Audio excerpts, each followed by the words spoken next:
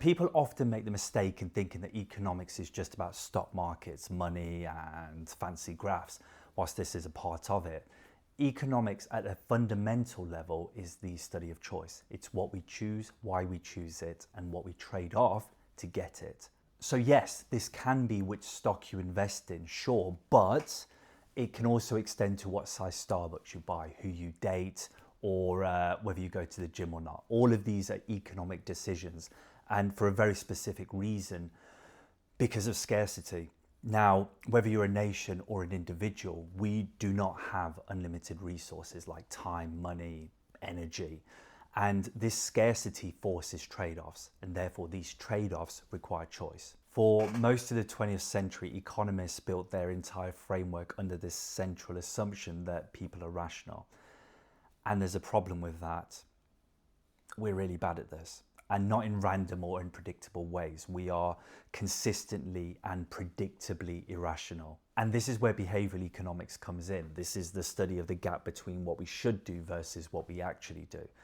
To use an analogy, you can think of it like standard economics is Spock, whereas behavioral economics is more like Homer Simpson. One is coldly logical, whilst the other is more human. So let's get to it. Standard economics is grounded on this fictional person called Homo economicus. And this person has stable preferences, they make completely rational decisions, and they process information correctly. They don't get emotional, they don't procrastinate, they don't panic buy toilet paper. So yeah, this is not a real person. And to be fair, this model, when used at scale, can actually reveal patterns. Across millions, all these individual errors cancel out and predictions sometimes hold. But when you zoom in to an individual person, the model quickly falls apart because, let's be honest, no rational person would gamble or buy a lottery ticket. They wouldn't go buy £400 trainers because an influencer told them to, or they wouldn't doom scroll until 1 a.m. when they have work in the morning. Let's be fair, we've probably done some of these. And those examples hint at a deeper problem that economists tend to measure what they can quantify. So things like employment rates, interest rates, and GDP. These are the numbers that they tend to track. You may have seen the National Happiness Index, and this is where they rank nations based on their levels of happiness. And if you're measuring on things like income equality, access to education, access to healthcare, the Scandinavian countries always come out on top, pretty much. But if you change the unit of measurement, the results will be very different. If you assessed on community, the hours of sunlight, or how much people smile, it actually gives you very different results. So what you choose to measure will actually shape the outcomes and what you define as success. The other limitation is that even with the right metrics, economics assumes stability. And this is something that Nassim Taleb talks about a lot, that the models project these trends forward as if nothing's going to disrupt the system. But the real world is full of shocks, these low probability events that models rarely account for just because they are unpredictable. Just as an example of this, I was at a Bank of England event a little while ago, and they laid out all their economic forecasts about interest rates and inflation, etc. Literally a few days later, we have a major geopolitical event. There's a war that's broken out, and suddenly fuel prices are spiking. Inflation will no doubt go up, and that could mean that interest rates go up as well. So these projections were completely out of date before the ink had even dried on the paper. I do feel that if standard economics was being truthful with itself, it's reliable in retrospect, but it's fragile in the moment. It works really well when the world cooperates, so the variables remain constant and their assumptions hold. But this particular condition is rare. But the thing is, standard economics always knew about these anomalies and these limitations, but it treated them as noise in the data or one-off events. But then behavioural economics came along and said that these are not exceptions, these are the rule. Behavioural economics emerged in the late 70s and early 80s. And what it did differently was blend economics with psychology. It was largely founded by Daniel Kahneman and Amos Tversky. Just an interesting fact, Kahneman won the Nobel Prize for economics back in 2002, which is funny because he was a psychologist, but to me it just says how much the field needed to be brought back to reality. Anyway, their central argument was that humans are irrational, sure, but they're irrational in predictable and pattern ways. Our mistakes follow rules, and if you can understand these rules, then you can anticipate how people will actually behave versus how a Homo economicus model says they should. So I want to do this video slightly differently and not go too deep into the theory, because the theory is broad and the risk is it's going to run into hours or it will sound like a university lecture. But what I will do is share some of the theories on the screen right now. So feel free to pause the video. You may actually know a few of these, to be honest with you. But what I do want to do instead is show you some interesting examples so you can see the theories in action and see how they differ in their perspectives. Much of this next bit is actually linked to my future content.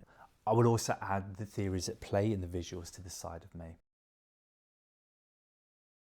Let's start with money, because if there was any way you would expect rational behavior to show up, it would be here. But we're not. Research shows that people spend more when paying by credit card versus cash. Because when you pay by cash, it's very real. You actually have to hand the money over. Whereas paying by card, that's more abstract. Let's take this even a step further with loans like buy now, pay later or car loans.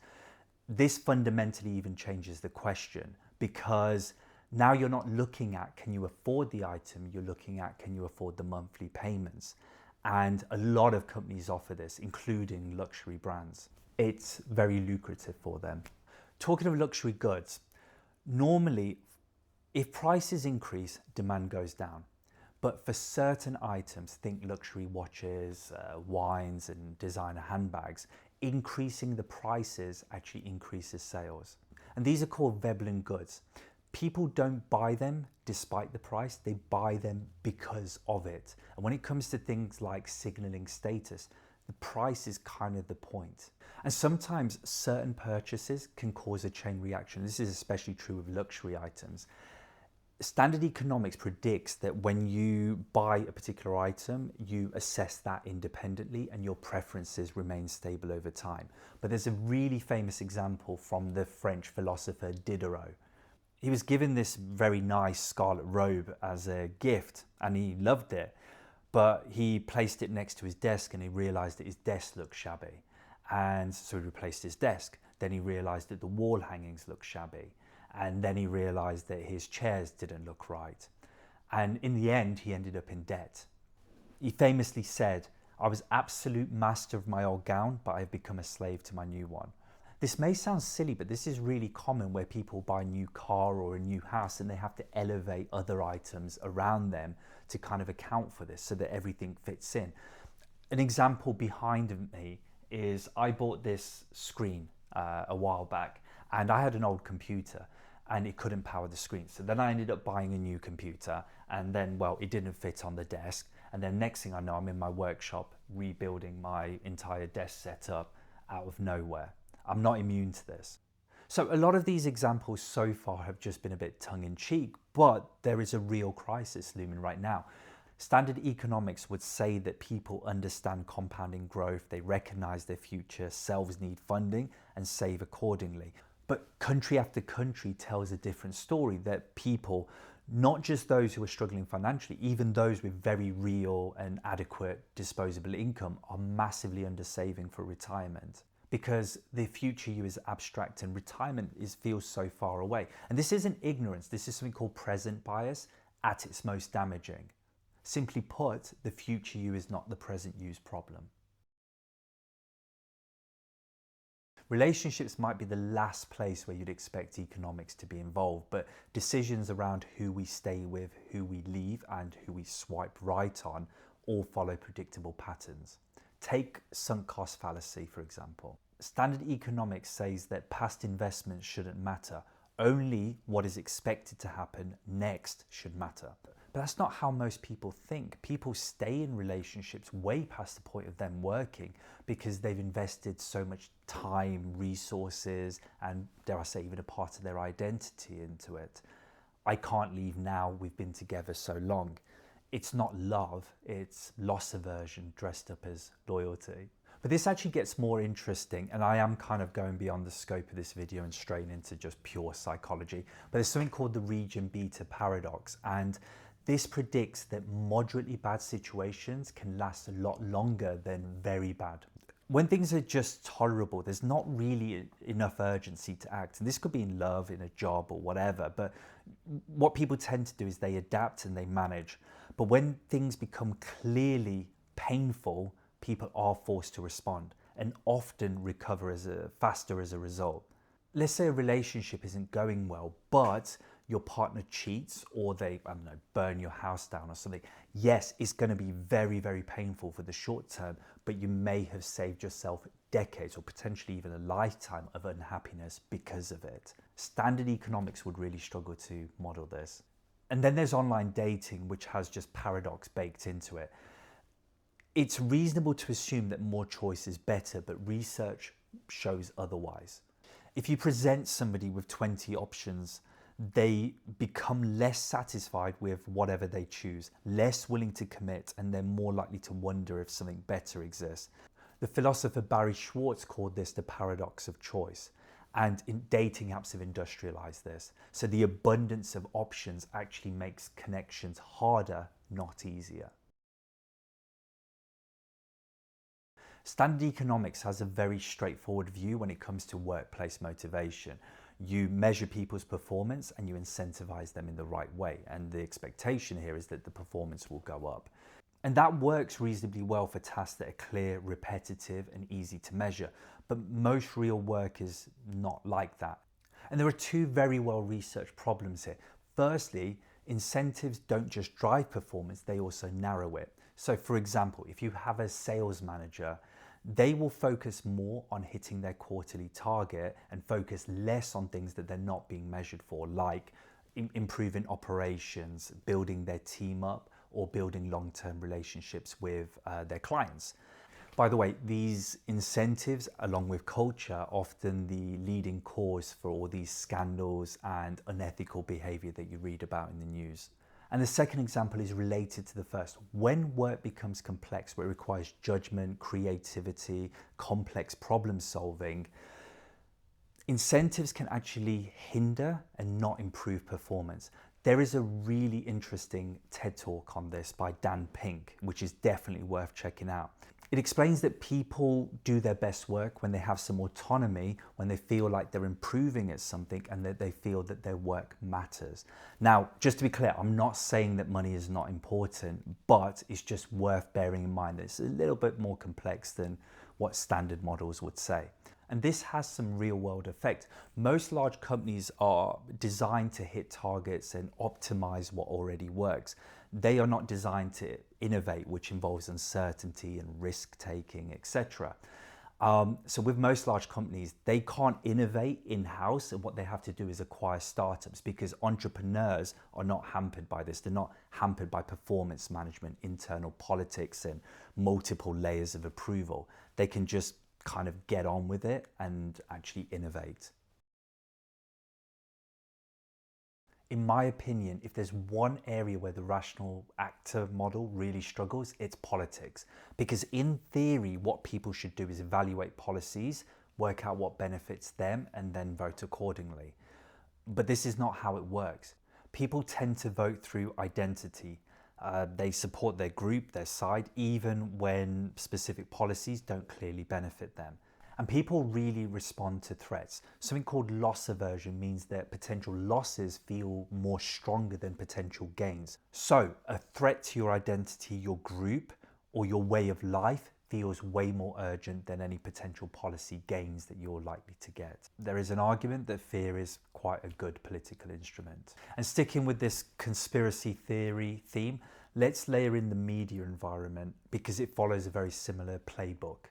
People are more sensitive to negative information than positive. So it's something called negative bias. So bad news sticks more, it spreads more, people are far more likely to click it, and this helps drive revenue for media outlets. And as a consequence, both traditional media and social media tend to amplify things like conflict, outrage, and threats. Not necessarily because the world is bad, but because it just generates clicks. And finally, if standard economics held true, crime would be very easy to prevent. You increase the punishment and bad behaviors stop. But this is not what evidence shows. What seems to matter more is the probability that you will be caught rather than the actual severity of the punishment itself. A likely penalty often works better than a severe but unlikely one. Plus, things like a long prison sentence can actually reinforce criminal identity and increase the odds of reoffending.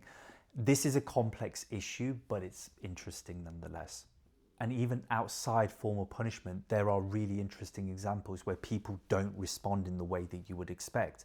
A famous example of this is at the Petrified National Forest, where officials were growing concerned that people were stealing the wood. They put up a sign saying, "Many past visitors have removed the petrified wood from the park, changing the natural state of the petrified forest." See if you can figure out what is wrong with this sign. You would think that this would deter people, but thefts actually went up because people read it as, well, everybody else is doing it, it is common and it's normal, so if the wood is going to go, then I might as well have a piece as well. So across both examples, you can see the same underlying pattern.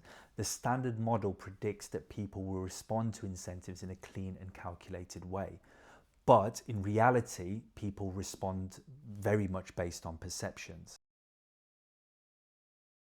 Behavioural economics is very powerful and it has earned its credibility, but it does have certain limitations.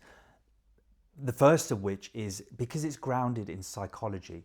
Psychology struggles with this thing called the replication problem, or replication crisis, in fact, but where a lot of things that they test in the lab don't work in the real world. And behavioural economics struggles with this as well across certain areas. So for example, nudge theory works great in the lab, but the second you move it into policy or out into the open, it crumbles. It's nowhere near as robust. Which is kind of funny because this discipline arose to explain that humans are more complicated than the standard models, but now it struggles with a replication issue of itself. And also context matters. These biases don't show up in the same way across different cultures, different situations or environments. They are more tendencies and not laws. But both models have their pros and cons. So standard economics works well at a macro level, but it can break down at a human level. Behavioral economics captures that human level, but it can kind of be harder to scale it into coherent policies. I've just put this graph up here so you can kind of see the differences. If you studied science, think of this like physics. The standard model gives you the clean, frictionless UVAS or SUVAT models that you studied in high school. Behavioral economics adds in air resistance, turbulence, and the messiness of the real world. So neither is sufficient by itself. I'm doing a few videos to cover the theory prior to my main content, just kind of cover it once so then I don't get bogged down explaining it each time. So my first video looked at locus of control, which is how much control we believe we have. This video covers the limits of that control, and the next video is on the iron cage and the paradox of embedded agency. And is the system designed to make sure you never had a choice to begin with? If you are interested, please hit that subscribe button. Either way, a like is appreciated as it is a new channel. Thank you for watching.